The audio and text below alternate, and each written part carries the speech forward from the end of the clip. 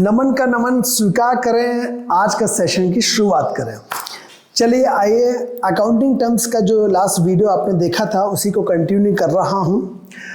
Accounting term में last session में हमने जो बताया था आपको, कैपिटल, ड्राइंग, डेटर, क्रेडिटर, उसी टर्म को लेके आगे और ऐसी नई नई कौन सी टर्म्स आएंगी वो टर्म्स की बात करते हैं। एक बहुत कॉमन टर्म है जो आप सबने खूब नाम सुना होगा, बट अकाउंट्स में उसका मीनिंग क्या होता है वो समझाता हूं। गुड्स, गुड तो ठीक है, गुड समझ में आता है। गुड्स, गुड्स मतलब लोग ज्यादातर क्या बोलते हैं, सर गुड्स मतलब होता है माल या सामान या आइटम्स, है ना। ऐसा नहीं है। अकाउंटिंग में सब कुछ का एक अर्थ अलग है, मीनिंग थोड़ी सी डिफरेंट है। गुड्स को क्या बोला जाए? ये चौक क्या गुड्स है? क्या मालूम। ये शर्ट क्या गुड है? ये वॉच क्या गुड है? God knows. क्यों नहीं मालूम सर? इसलिए all the goods are items, but all the items are not goods। मतलब मीनिंग बहुत इंपॉर्टेंट है, कई बार कंफ्यूज हो जाते हैं क्योंकि आपके दिमाग में, अभी 11th में हो बच्चों, आपके दिमाग में क्या है, गुड्स मतलब माल सामान। ठीक, ऐसा नहीं है। क्यों? एक सेंटेंस इसको अच्छे समझो। All the goods are item. दुनिया में जितने भी गुड्स हैं कुछ ना कोई आइटम है, बिल्कुल एग्री। बट मैं बोलूं all the items are not goods. सब आइटम गुड्स नहीं है, ये गुड्स नहीं है। ये गुड्स किसी के लिए है पर सबके लिए नहीं है। क्यों? इसका मतलब क्या हुआ? आइटम गुड्स में अंतर क्या हुआ? जरा देखो, मेरा छोटा सा एक अगर बोलना चाहिए डेफिनेशन गुड्स की, तो मेरा सिंपल सा ये कहना है, आ प्रोडक्ट ऑफ योर बिजनेस। आपके बिजनेस का जो प्रोडक्ट है वो आइटम आपके लिए गुड्स है। जैसे एग्जांपल, मेरी स्टेशनरी मार्ट है, I am owner of particular stationery mart, तो मेरे लिए ये चौक, ये डस्टर, ये पेन, पेंसिल, कॉपी, रजिस्टर, जितनी भी ये सब चीज़ें मेरे लिए वो प्रोडक्ट है। क्योंकि मैं जो परचेस करता हूँ वो काहे के लिए करता हूँ? सेल करने के लिए। मेरे पास चौक का एक डिब्बा नहीं होगा, हो सकता है 10-50 डिब्बे हो। रजिस्टर एक नहीं होंगे, हो सकता है 50-100-1000 रजिस्टर रखते हूँ। क्यों? क्योंकि मेरे का काम है बेचना। मैं बल्क में खरीदता हूँ और रिटेल में एक एक करके बेचता हूँ।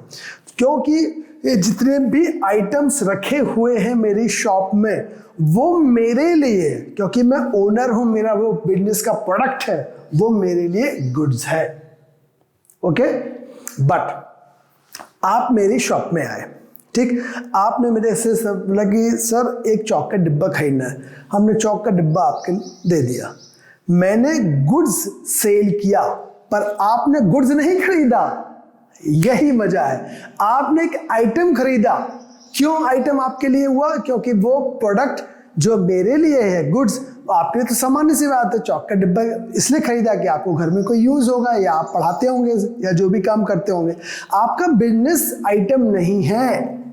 ऐसे ही दूसरा एग्जाम्पल अगर पॉइंट ऑफ व्यू सोचूं, मैंने एक कार खरीदी तो मैं क्या करता हूं? पार्टी देता हूं। अरे सर बेहतरीन यार, क्रेटा गाड़ी खरीद ली मैंने और ऐसा है वैसा, लोगों को मिठाई खिला रहा, ये कर रहा हूं। क्यों? क्योंकि मेरे लिए वो गुड्स नहीं है। मैं बहुत सेलिब्रेट कर रहा हूं उस चीज को, क्योंकि मैंने एक बहुत बड़ा आइटम खरीदा है, that is a big car. But जो डीलर है, ठीक, हमारे यहाँ जबलपुर मोटर्स है या वाधवा जी की या हीरो होंडा है शोरूम है, ऐसे बहुत सारे शोरूम है। उन्होंने कार, तो उन्होंने कहा भाई कितनी गाड़ी आ गई? सर 50 कार आ गई। अच्छा ठीक, और उसकी डिलीवरी कितनी हो गई? क्यों? क्योंकि रूटीन जॉब है, वो कभी उस पर केक नहीं कटिंग करेंगे या उनको ऐसी सेलिब्रेशन नहीं करेंगे जो मैं कर रहा हूँ, क्योंकि मेरे लिए वो एक बहुत बड़ा आइटम। तो देयर आर टू थिंग्स, ध्यान से ना, all the goods are item, मेरे लिए जो गुड्स है वो आइटम भी है, आपके लिए भी है, पर all the items are not good. हर आइटम को मैं गुड्स नहीं बोल सकता, जो काम जिसका है वो पर्टिकुलर आइटम उसके लिए गुड्स होगा। ओके, अब आगे देखते हैं। जब गुड्स की बात करें, इस डेफिनेशन को हमेशा ख्याल रखना, a product of your business. अब मैंने जो भी चीज खरीदा, मैं याद रखना एक एग्जांपल लेके रखा हूं कि I am a stationery mart holder, मतलब ओनर हूं मैं, स्टेशनरी मार्ट रन कर रहा हूं। मेरे लिए जितने भी आइटम्स वहां रखे गए हैं वो सब क्या है, गुड्स। ठीक, अगर मैं उनको परचेज करता हूं, ये सब अकाउंटिंग टर्म आपको बताता जा रहा हूं, इंग्लिश और कॉमर्स आपके लिए थोड़ा सा, क्योंकि इंग्लिश लैंग्वेज में परचेज का मीनिंग होता है खरीदना, ठीक, पर कॉमर्स में खरीदने के साथ साथ इफ लग जाता है। ध्यान से समझते हैं ना मैं क्या बताना चाह रहा हूं। एक है सेल, मैंने मतलब स्टेशनरी मार्ट ओनर ने अगर register, pen, pencil, duster, books, जो भी जिसका भी बिजनेस कर रहा, अगर वो आइटम्स खरीदे तो I will write a purchase account, या मैंने वो आइटम्स बेचे तो वो मैं क्या लिखूंगा, सेल्स अकाउंट। मैंने सेल किया, परचेज किया, मैं चौक या डस्टर का नाम नहीं मेंशन करूंगा, क्योंकि ऑब्वियसली बात है यही प्रोडक्ट खरीदूंगा और यही प्रोडक्ट बेचूंगा। बट मैं ही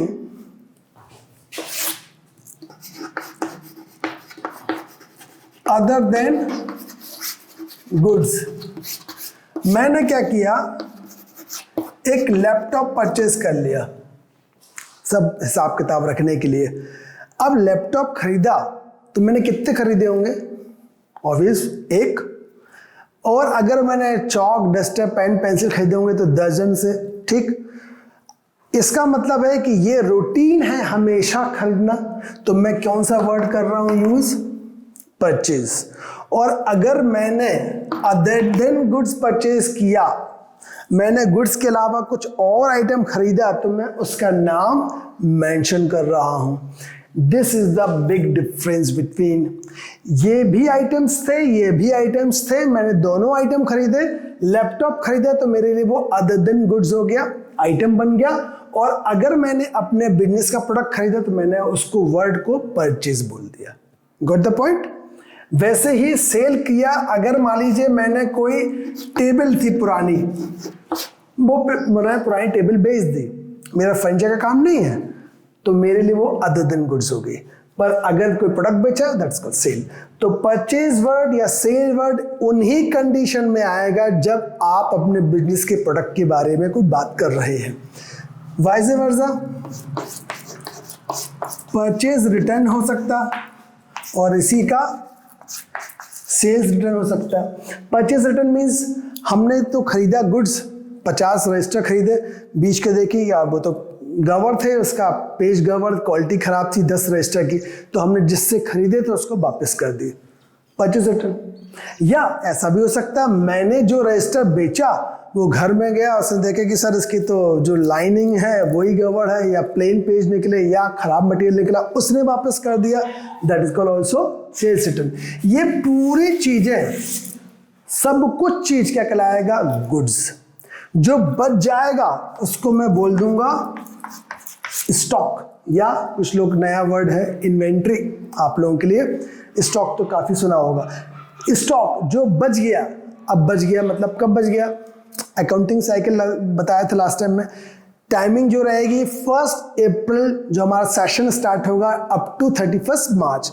तो मार्च के एंड में जो स्टॉक बचा तो मैं उसको क्या बोलूंगा, that is called closing stock. और वही क्लोजिंग स्टॉक नेक्स्ट ईयर क्या बन जाएगा मेरा, opening stock.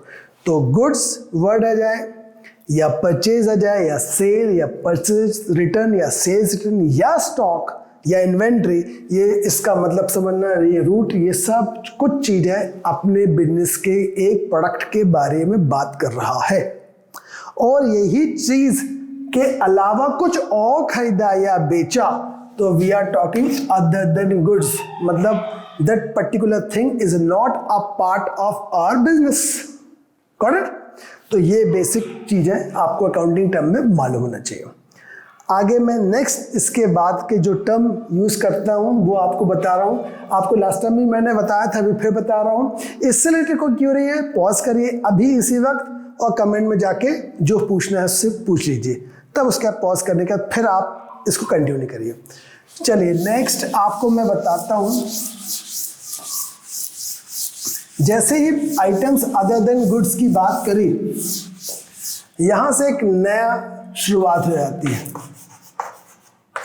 Other than goods मतलब जो बिजनेस का प्रोडक्ट उसके अलावा कुछ खरीदा। क्या खरीदा? एग्जाम्पल, मैंने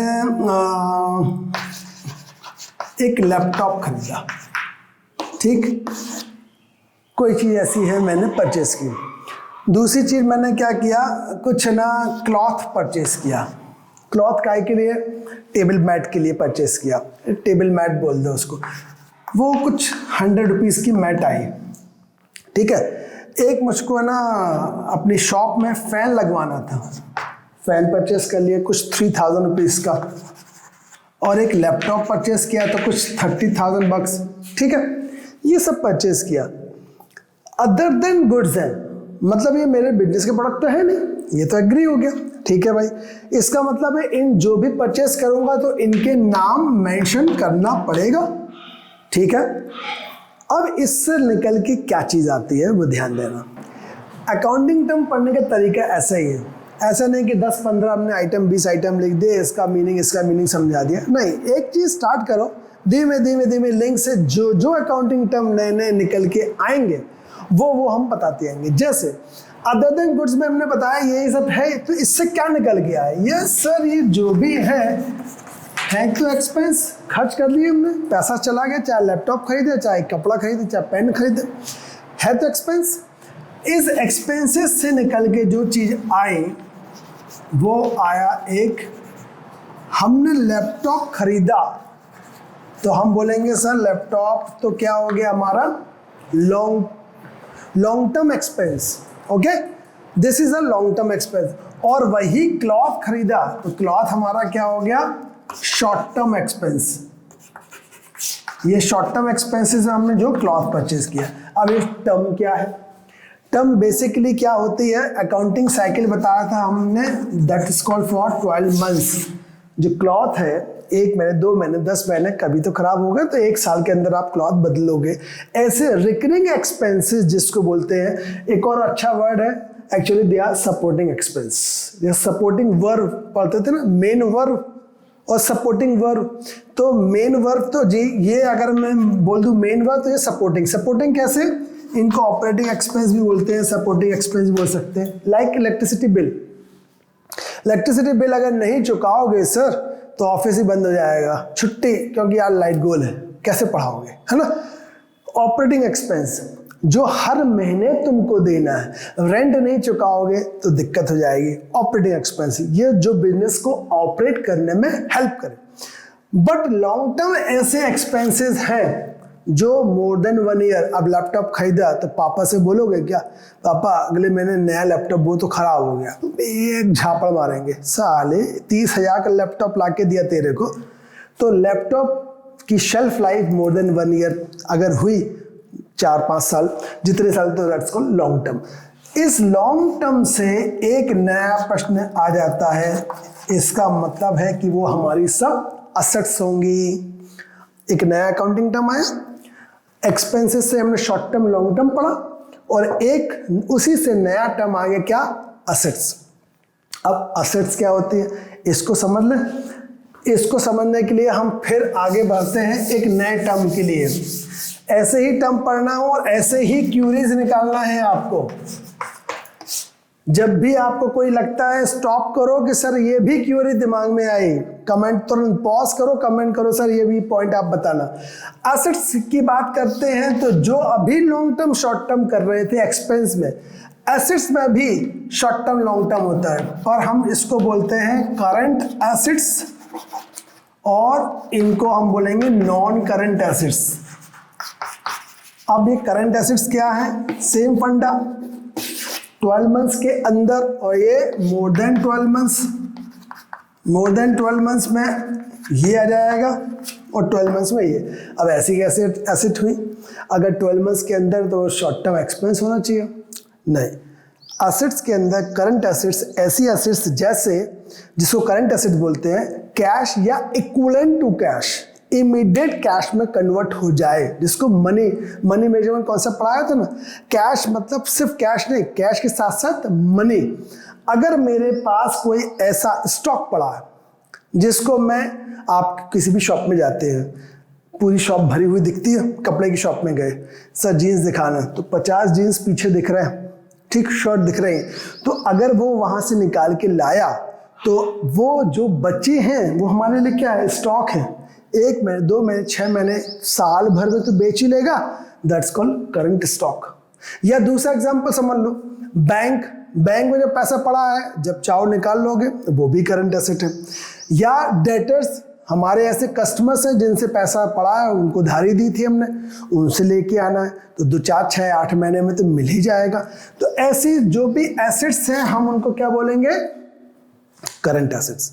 बट ऐसी एसेट्स जो हमने जैसे ही खरीदी थी तब मिठाई बांटी थी, केक कटिंग की थी, तिलक लगाया था, नारियल फोड़ा था, अरे कार आई है आज तो कार जब ली है सर, आज तो मजा, पूरे बच्चे बोलते सर पार्टी पार्टी, कार ली है। तो हम क्या करते, बच्चों को बुला के, चलो भाई क्या खाना है, पेटिस बुलवाए किया, क्यों? चौक डस्टर खरीदते तब तो नहीं बोलते पार्टी बच्चे। इसका मतलब है ये जो एसेट्स हैं लॉन्ग टर्म है, तो लॉन्ग टर्म में को भी अब नया फिर एक टर्म निकल के आ रहा है। हमने कार ली है, यहाँ कार का एग्जांपल ले रहा हूँ, इसको मैं बोलता हूँ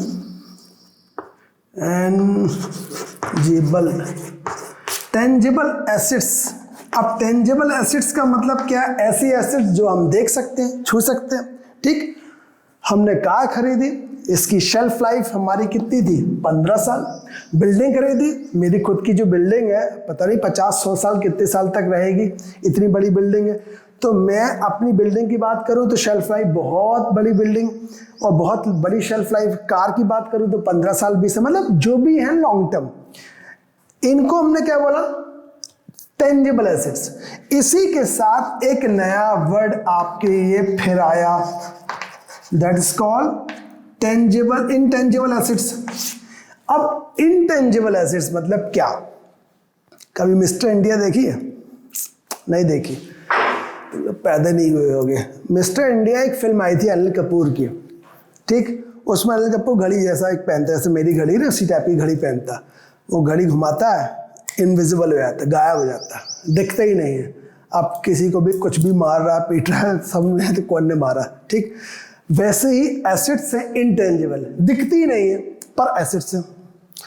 अब अगर मैं पढ़ाना चालू करता जाऊंगा ना तो तुम लोग हाँ हेड नोडिंग से पढ़ते रहोगे। अरे स्टॉप करो, दिमाग में फिर से बत्ती खोलो, अरे सर स्टॉप। जब दिखती नहीं है, जब मेजर नहीं हो पाता, देख ही नहीं पाते, तो मनी मेजरमेंट कॉन्सेप्ट सर आपने क्या पढ़ाया था पहले वीडियो में? एक बिजनेस एंटिटी कॉन्सेप्ट बताया था, एक मनी मेजरमेंट कॉन्सेप्ट बताया। सर मनी मेजर, अरे जब दिख ही नहीं रहा, वो इंटेंजिबल एसेट्स, तो मेजर कैसे करेंगे? दिमाग चला। ये चीज में बार बार आपसे बोलते हैं, वाई में दिमाग लगाओ, पढ़ते जाओ, दिमाग में एक चीज कीड़ा घूमता रहना चाहिए, क्यों कर रहे, ठीक। तो इसका आंसर देता हूं, अगर मनी से मैं मेजर नहीं कर पाते तो अकाउंट्स में हम रिकॉर्ड ही नहीं करते, डन। बट मैं ऐसी बता रहा हूं जो दिखती तो नहीं है पर हम मेजर कर सकते हैं। बहुत प्यारी चीज है। देखो एक बहुत अच्छा एग्जांपल दे रहा हूं, गुडविल मालूम क्या होता है? गुडविल भाई वो बला है जो दिखती तो नहीं है, ठीक, बट उसके नाम से, उसके चेहरे से लोग खींचे चले जाते हैं। अमिताभ बच्चन नाम सुना? अमिताभ बच्चन का एक चेहरा, एक आवाज, उसकी एक एक्टिंग, लोग करोड़ों रुपए देने तैयार है, ठीक। या बड़े बड़े फिल्म स्टार्स, ठीक। अगर मैं अपने मन से कोई 2-4 फिल्म स्टार्स की बात कर लूँ तो आप है ना खुद तुरंत ही रैंकिंग दे देंगे, सर इसका ज़्यादा, इसकी कम। ये जो तुमने रैंकिंग दी ना, वही गुडविल है। पर अकाउंटिंग टर्म में फीलिंग्स तो आएगी नहीं, अकाउंटिंग टर्म में कैसे आएगा गुडविल कि सर अमिताभ बच्चन को ज़्यादा या शाहरुख खान को ज़्यादा या आमिर खान को ज़्यादा, तो हम बोलेंगे सर किसी की भी गुडविल निकालना है तो हम उसके फैन फॉलोइंग से मतलब नहीं, हम तो ये देखेंगे पैसा। सर ये पैसा कैसे देखें? किसी के भी अंबानी की भी गुडविल देखना है, कैसे देखें? गुडविल को कैलकुलेट करने का एक चैप्टर सेपरेट है, आपकी क्लास में बताऊंगा। गुडविल को कैलकुलेट करना है तो उसके द्वारा किया गया जो भी काम कर रहा है, चाहे बिजनेस हो चाहे प्रोफेशन हो, उसका जो प्रॉफिट है जो अर्न कर रहा है इतने साल से, उसकी रेपुटेशन, उसकी गुडविल उसी प्रॉफिट के बेस से निकाली जाती है। तब मेजर करते हैं कि हाँ मान लीजिए अमिताभ बच्चन का खूब नाम है, खूब जबरदस्त नाम है, पर फिल्में एक भी नहीं चली, तो क्या मतलब? हमारे अकाउंटिंग में तो यह है कि सर हम तो उसी की गुडविल का अमाउंट देंगे जो प्रॉफिट के थ्रू निकाले जाए। तुम्हारी फिल्म तो फ्लॉप हो गई तो वो बंदा फेमस हो पाएगा क्या? नहीं ना। तो याद रखना गुडविल को मेजर कर सकते हैं थ्रू देयर प्रॉफिट्स। दूसरा एक बहुत अच्छा नाम है, आज जो भी बुक्स पढ़ते हैं अकाउंट्स की, फर्स्ट पेज टर्न करना, ऊपर लिखा रहता सी। सी मतलब कॉपीराइट। कभी ऐसा नहीं हो सकता टी.एस. ग्रेवाल सर की बुक है, पी.सी. तुलसीन सर की बुक है ना, एस.एम. शुक्ला सर की बुक है, हमने बुक दी, वहू वही चीज अपन ने छापी और नमन जैन ऑथर, क्या करना? हमने भी ऐसे एग्जाम्पल सोचे होंगे, हमने जेल हो जाएगी नमन सर को अंदर, है ना? क्यों? क्योंकि वो कॉपीराइटेड है। ऐसा नहीं कि उन्होंने जो बुक्स लिखी वो एज इट इज आप बुक छाप दो, उन्होंने कॉपीराइट कराया। कॉपीराइट मतलब वही इनविजिबल। अब राइट को पकड़ो, कॉपीराइट को नहीं पकड़ सकते, तो इनविजिबल है। पर अगर हमने उनसे ये बोला, एक चीज बता दूं आपको, आप लोग जो बच्चे लोग बड़ी आसानी से नोटबुक जो आपकी बुक रहती ना, चाहे टी.एस. ग्रेवाल अकाउंट्स की बुक है, किसी की खट से सुनो 2 फोटोकॉपी करा लेना, इलीगल है, फोटोकॉपी भी नहीं करा सकते लॉजिकली और लीगली।